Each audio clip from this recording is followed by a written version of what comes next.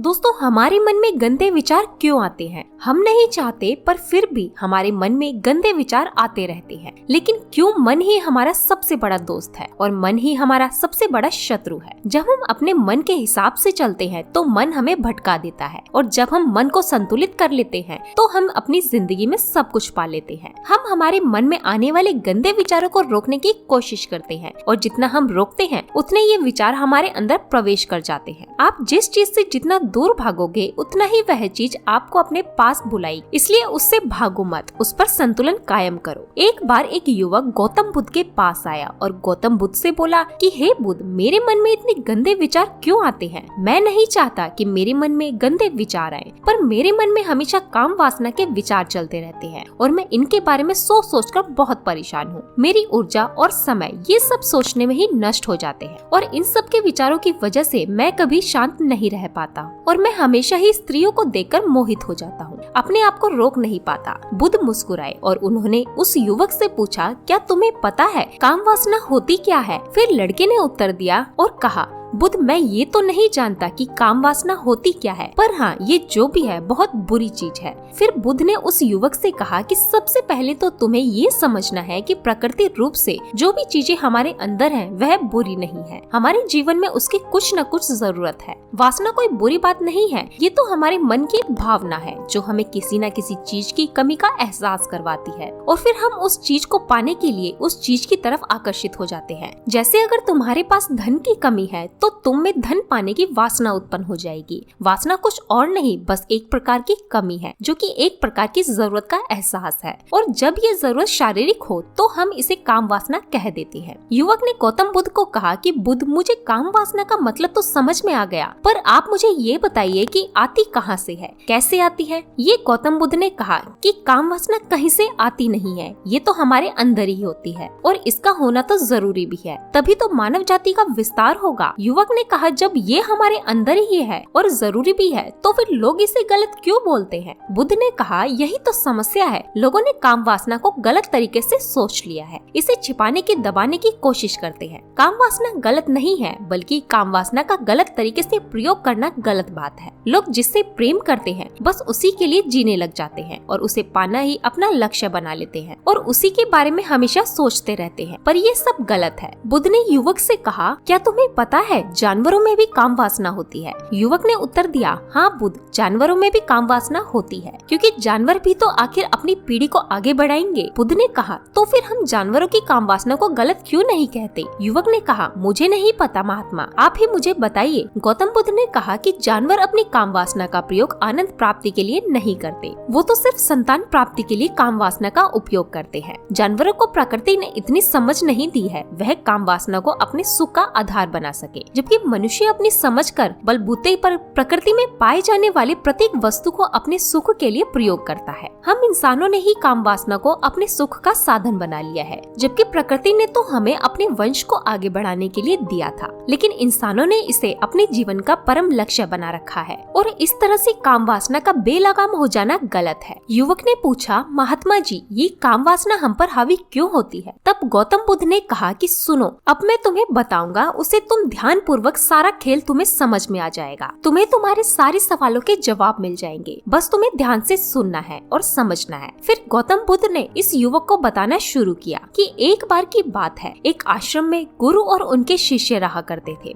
शिष्य रोजाना आश्रम के बाहर स्थित गांव में भिक्षा लेने के लिए जाते थे। उस आश्रम का एक शिष्य जिस गांव में भिक्षा लेने जाता था, उस रास्ते में एक नदी पड़ती थी। वो शिष्य रोज उसी रास्ते से भिक्षा लेने जाता था। एक दिन उसने देखा कि एक लड़का पेड़ के पीछे छुपा है। वो शिष्य उस लड़के के पास गया और उसे जाकर बोला, भाई तुम इस पेड़ के पीछे छुपकर क्या देख रहे हो? लड़के ने कहा, अरे तुझे नहीं दिख रहा क्या मैं क्या देख रहा हूँ? तब शिष्य ने नदी की तरफ देखा तो वहाँ पर कुछ लड़कियाँ पानी भर रही थी। वो लड़कियाँ 14-15 साल की होंगी। तब शिष्य ने उस लड़के से कहा, अरे भाई, वहाँ पर तो लड़कियाँ पानी भर रही हैं, इसमें छुपकर देखने वाली बात क्या है? तब वह लड़का शिष्य की तरफ देखकर उससे कहता है, अरे पागल, तुम्हें नहीं दिखाई दे रहा क्या कि कैसे ये परियां नदी से पानी निकाल रही हैं। जरा उनके अदाओं को तो देखो, उनके कोमल शरीर को देखो, उनकी पतली कमर मटकी को उठाते समय बल खाती है और उनके बाल कमर पर कैसे लहरा रहे हैं, मानो सुंदरता बिखेर रही हो। और शिष्य उसे देखता ही चला गया। अभी तक तो उसे कुछ भी नजर नहीं आ रहा था और वह बिल्कुल निर्भय था। उसे किसी की बात का कोई डर नहीं था।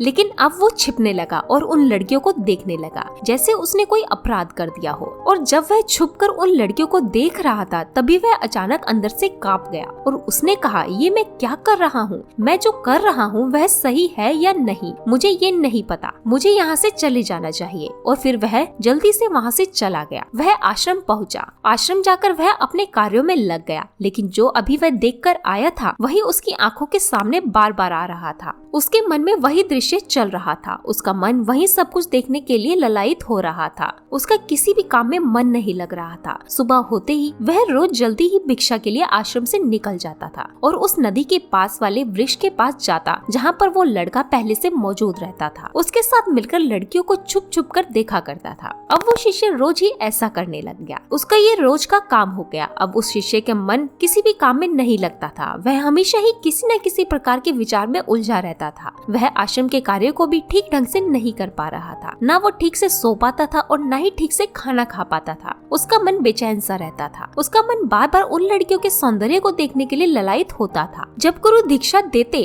तब भी उस शिष्य का मन कहीं और विचारों में खोया रहता था। गुरु ने अपने शिष्य की हरकतों को भांप लिया था और एक दिन गुरु ने शिष्य को अपने पास बुलाया और कहा कि आज से मैं भी तुम्हारे साथ दीक्षा मांगने चलूंगा। तुम और मैं साथ दीक्षा मांगने चलेंगे। तभी शिष्य ने गुरु को मना करते हुए बोला, नहीं गुरुदेव, आप परेशान क्यों हो रहे हैं? मैं अकेला ही ठीक से दीक्षा मांग सकता हूँ। गुरु ने शिष्य से कहा कि ठीक है, तुम अकेले ही दीक्षा मांगने जाओ। शिष्य तुरंत वहाँ से दीक्षा मांगने के लिए निकल गया। शिष्य के जाने के बाद गुरुजी आश्रम से निकल गए और शिष्य का पीछा करने लगे कि वह जाता कहाँ है, किससे मिलता है। ये सब देखने के लिए उसके पीछे पीछे चलने लगे। थोड़ी दूर जाने के बाद उन्होंने देखा कि उनका शिष्य एक लड़के के साथ एक पेड़ के पीछे अपराधी की तरह छुपा हुआ था और छिपकर कुछ देख रहा था। गुरु भी अपने शिष्य के पीछे जाकर खड़े हो गए कि आखिर उनका शिष्य ऐसा क्या देख रहा है जिसे देखने के लिए वह पेड़ के पीछे अपराधियों की तरह छुपा पड़ा है। गुरु ने देखा कि उनका शिष्य पेड़ के पीछे छुपकर लड़कियों को देख रहा था जो कि नदी से पानी भर रही थी। तभी गुरु ने शिष्य को कहा, शिष्य क्या तुम इन लड़कियों से भी दीक्षा लोगे? अपने गुरु की आवाज सुनकर वह घबरा गया और उसके पसीने छूटने लगे। वह थर-थर कांपने लगा जैसे किसी चोर को चोरी करते समय रंगे हाथों पकड़ लिया हो। उस शिष्य की हालत खराब हो गई। वह कुछ भी नहीं बोल पा रहा था। दूसरा लड़का जो शिष्य के साथ था वह वहाँ से भाग गया। शिष्य घबराया हुआ था। उसके मुंह से कुछ टूटे फूटे शब्द निकल रहे थे। वह अपने गुरु से भी नजरें नहीं मिला पा रहा था। गुरु ने शिष्य की तरफ देखा और कहा कि मेरे शिष्य तो निर्भय थे, उसे तो किसी भी चीज का डर नहीं था, लेकिन ये क्या, तुम तो डर के मारे कांप रहे हो। शिष्य ने गुरु से कहा कि मुझे माफ कर दो गुरुदेव, मेरा इसमें कोई दोष नहीं है। मुझे उस लड़के ने बहका दिया था, लेकिन आपसे मैं वादा करता हूँ कि आज के बाद मैं ऐसा कभी दोबारा नहीं करूँगा। मुझे माफ कर दो। गुरु ने शिष्य से कहा कि कोई बात नहीं, पर इस बात का तुम ध्यान रखना कि हम जैसी संगति करते हैं वैसा ही फल हमें प्राप्त होता है। हम जैसी संगति करते हैं उसके विचार हमारे अंदर प्रवेश करते हैं, इसलिए अच्छी संगति करो जिससे तुम्हारे अंदर अच्छे विचारों का प्रवेश हो। फिर गुरु और शिष्य आश्रम लौट गए और फिर से आश्रम के कार्य पर ध्यान देने लगा। उसने उस रास्ते को छोड़ दिया और दूसरे रास्ते से जाने लगा। वह अपने काम को ध्यान से करता, लेकिन धीरे धीरे उसके अंदर क्रोध उत्पन्न हो गया और फिर वह दूसरे शिष्य पर क्रोध करने लगा। वह बेचैन रहने लग गया, समय पर भोजन नहीं करता था, वह भोजन भी बहुत कम खाता था। एक रात गुरु शिष्य के पास गए और उससे बोले कि अब तक तुमने कितनी बार अपना वादा तोड़ दिया। ये सुनकर शिष्य अपने गुरु के चरणों में गिर गया और रोने लगा। रोते रोते ही उसने गुरु से कहा कि गुरुदेव, मैं कई बार अपना वादा तोड़ चुका हूँ, फिर वादा कर लेता हूँ, लेकिन हर बार मैं वादा तोड़ देता हूँ। मेरा मन मेरे नियंत्रण में नहीं है। मैं बहुत कोशिश करता हूँ मैं अपने मन से सारे विचारों को निकाल दूं, लेकिन मैं चाहकर भी ऐसा नहीं कर पा रहा हूँ। फिर गुरु ने शिष्य को कहा कि चलो मेरे साथ। गुरु शिष्य को आश्रम के बगीचे में लेकर गए और शिष्य से कहा कि देखो, यहाँ पर कुछ नालियाँ बनी हुई हैं, जिससे नदी का पानी इन पौधों तक आ रहा है और ये पानी एक निरंतर भाव से आ रहा है। क्या तुम इस पानी के बहाव को रोक सकते हो? शिष्य ने कहा कि हाँ गुरुदेव, मैं इस भाव को रोक सकता हूँ। फिर शिष्य ने मिट्टी उठाकर उस नाले में डाल दी। वह पानी थोड़ी देर के लिए रुक गया और फिर थोड़ी देर बाद उसके ऊपर से पानी आ गया। गुरु ने कहा, अरे ये क्या, ये पानी तो रुका ही नहीं। फिर शिष्य ने कुछ कंकड़ पत्थर उठाकर उस नाली में डाल दिए और फिर थोड़ी देर के लिए पानी रुक गया, लेकिन फिर थोड़ी देर बाद उन कंकड़ पत्थर के ऊपर से पानी निकल आया। फिर गुरु ने कहा कि शिष्य, ये क्या हुआ, पानी तो फिर से आ गया। तुम तो बोल रहे थे कि तुम इसे रोक दोगे। हम किसी काम को रोकना चाहे तो क्या हम उसे रोक नहीं सकते? तब शिष्य ने कहा, कोई बात नहीं गुरुदेव, मैं इस पानी को तो आपको रोक कर ही दिखाऊंगा। फिर वह एक बड़ा सा पत्थर लेकर आया और नाली पर डाल दिया और पानी रुक गया। फिर शिष्य ने गुरु से कहा, मैंने कहा था ना कि पानी तो मैं रोक कर दिखाऊंगा। मैंने पानी को रोक दिया, आपकी बात मैंने पूरी कर दी। गुरु मुस्कुराए और बोले, अच्छा जरा ध्यान से देखो, पानी रुक गया क्या? वो पीछे की नाली तोड़कर बाहर आ गया और अगल बगल से बह रहा है, और ध्यान से देखो तो इस पत्थर के आगे भी आ गया है, और ये पानी अपना रास्ता बदल कर फिर से आगे की तरफ बह जाएगा। और फिर थोड़ी देर बाद ऐसा ही हुआ। फिर गुरु ने शिष्य को समझाया कि तुम्हारे साथ भी तो ऐसा ही चल रहा है। तुम बार बार प्रयास कर रहे हो, बड़े से बड़ा प्रयास कर रहे हो, पर हर बार तुम्हारा प्रयास टूट रहा है और ये हमेशा टूटता ही रहेगा। तुम कितना भी बड़ा पत्थर रख लो, लेकिन पानी तो अपना रास्ता बना ही लेगा। ये सब देखकर शिष्य निराश हो गया। फिर शिष्य ने गुरु से कहा, हे गुरुदेव, क्या कोई तरीका नहीं है जिससे मैं इन गंदे विचारों से बाहर निकल सकूं और ये मेरे मन में आए ही नहीं। तब गुरु शिष्य को एक नदी के पास ले गया जहाँ से उस बगीचे में पानी आ रहा था। गुरु ने शिष्य से कहा, वह पानी इस नदी से जा रहा है। अगर हम यहीं से उस रास्ते को बंद कर दे जहाँ से पानी बगीचे में जा रहा है, तब क्या हम पानी को रोक नहीं सकते? शिष्य ने कहा कि हाँ गुरुदेव, अवश्य ऐसा हो सकता है। मैं इस पानी को यहीं से बंद कर देता हूँ, तब आगे की नाली में पानी जाएगा ही नहीं और फिर बगीचे में पानी जाएगा ही नहीं। फिर शिष्य ने नदी से जाने वाले रास्ते को बहुत मेहनत करके पत्थर और मिट्टी डालकर बंद कर दिया और गुरु से कहा कि गुरुदेव, मैंने पानी को बंद कर दिया है, अब ये पानी बगीचे में जाएगा ही नहीं। तब गुरु ने कहा कि शिष्य, अगर पानी बगीचे में जाएगा ही नहीं तो पेड़ पौधे तो पानी के बिना सूख जाएंगे। पौधों को पानी कहाँ से मिलेगा? उन पेड़ पौधों को तो पानी की आवश्यकता है, और उन पेड़ पौधों में कुछ पेड़ पौधे तो ऐसे हैं जिनको रोज पानी की आवश्यकता है। कुछ पेड़ पौधे तो ऐसे हैं जिन्हें रोज पानी नहीं मिला तो वो मुरझा जाएंगे। उनका क्या होगा? पानी तो हमें खोलना ही होगा। शिष्य ने गुरु की बात सुनकर वापस नदी से जाने वाले पानी के रास्ते को खोल दिया। तब गुरु ने शिष्य से पूछा, शिष्य, अगर हम इस नदी के पूरे पानी को बगीचे की तरफ मोड़ दे तो क्या होगा? तब शिष्य ने जवाब दिया कि गुरुदेव, वहाँ पर जितने भी पेड़ पौधे हैं वह नष्ट हो जाएंगे, वहाँ पर कुछ भी नहीं बचेगा। गुरु मुस्कुराए और बोले, तुम इस बात को समझो कि हमें किसी भी चीज को रोकना नहीं है, बस हमें हमेशा संतुलन बनाए रखना है। कम पानी से भी पौधे नष्ट होते हैं और ज्यादा पानी से भी पौधे नष्ट होते हैं। हमारा जीवन संतुलन से ही चलता है। गुरु ने शिष्य से कहा कि अगर मैं तुम्हें कुछ कहूँ कि तुम आम के बारे में मत सोचो, तो तुम्हारे मन में सबसे पहले किसका चित्र आएगा? शिष्य ने कहा कि गुरुदेव, मेरे मन में तो पहला चित्र आम का ही आएगा। गुरु ने कहा, जब हम गंदे विचारों को जबरदस्ती रोकने का प्रयास करते हैं और मजबूती के साथ हमारे अंदर प्रवेश करते हैं, हमारे अंदर उठते हैं, इसलिए हमें उन्हें कभी भी दबाने की कोशिश नहीं करनी चाहिए। फिर गुरु ने शिष्य को समझाते हुए कहा कि हमारे गंदे विचार बुरे लोगों की संगति करने की वजह से भी आते हैं। कई बार क्या होता है कि कामुकता हमारे अंदर होती नहीं है, लेकिन कुछ अश्लील लोगों के साथ रहने की वजह से ये हमारे अंदर हावी हो जाती है। फिर शिष्य ने कहा कि गुरुदेव, आपने सही कहा, मैं अपने मार्ग से भटक गया था। फिर वह शिष्य उस रात बहुत ही चैन की नींद सोया। सुबह अपने कार्य को पूरा मन से किया और फिर सुबह वह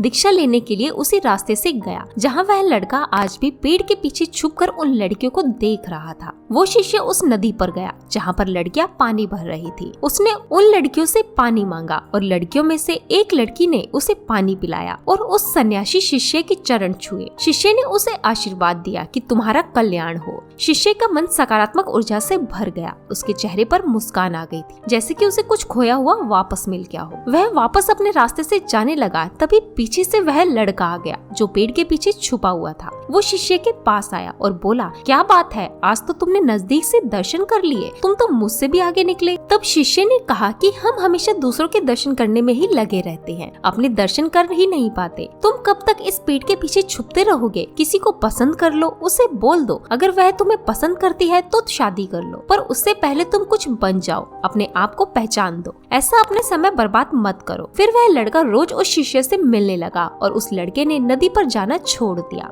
और फिर वह लड़का अपने जीवन में कुछ बनने के लिए संघर्ष करने लगा। तो तुमने देखा संगति का असर क्या होता है। अपनी संगति बदलो, अपने विचार बदलो। बुद्ध ने युवक से पूछा, क्या तुम्हें तुम्हारे सवालों के जवाब मिल गए? युवक ने कहा कि हाँ महात्मा जी, आपका बहुत बहुत धन्यवाद। तब गौतम बुद्ध ने युवक से कहा कि जब तुम्हारे मन में गंदे विचार आए तब आप अपने आप को दोषी मत मानो। ये शरीर है और ये सब इसमें हजारों वर्षों से सीखा है। एक केवल तुम्हारे सोच लेने से, शपथ लेने से ये टूटने वाला नहीं है, लेकिन तुम्हारे पास वो शक्ति है, वो ऊर्जा है जिसका तुम्हें संतुलन उपयोग करना है। तुम एक जीवित ऊर्जा में हो, कुछ भी अनुभव करने के लिए स्वतंत्र हो, जो निर्माण करने के लिए स्वतंत्र हो। इसलिए तुम अपने आप को पहचानो। ये बोलकर गौतम बुद्ध मौन हो गए और वह युवक वहाँ से चला गया। तो दोस्तों, आपको ये वीडियो कैसी लगी हमें कमेंट करके जरूर बताएं। साथ ही ऐसी वीडियोस देखने के लिए हमारे चैनल को जरूर सब्सक्राइब करें। आप सभी का धन्यवाद।